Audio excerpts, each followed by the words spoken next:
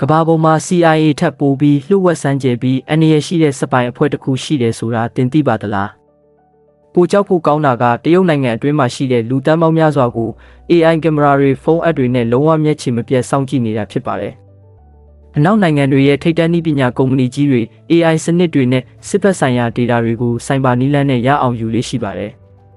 ပိုကြောက်ဖို့ကောင်းတာကတရုတ်နိုင်ငံအတွင်းမှာရှိတဲ့လူတန်းပေါင်းများစွာကို AI ကင်မရာတွေဖုန်းအပ်တွေနဲ့လုံးဝမျက်ခြေမပြတ်စောင့်ကြည့်နေတာဖြစ်ပါတယ်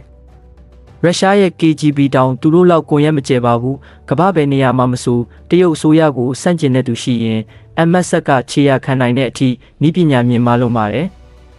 သူတို့ရဲ့တရားဝင်ရုံးချုပ်ဗမာရှိမှန်အကြီးအကဲကဘယ်သူမှလုံးဝအပြင်ကိုအပေါက်မခံအောင်လဲလှုပ်ဝက်လုံးပါတယ်ဒီလိုစိတ်ဝင်စားစရာသိပ္ပံနဲ့နည်းပညာထောက်လှမ်းရေးအကြောင်းတွေကိုစိတ်ဝင်စားရင် like and follow လုပ်ပြီးတော့နောက်ထပ်ဗီဒီယိုတွေကိုစောင့်ကြည့်နိုင်ပါတယ်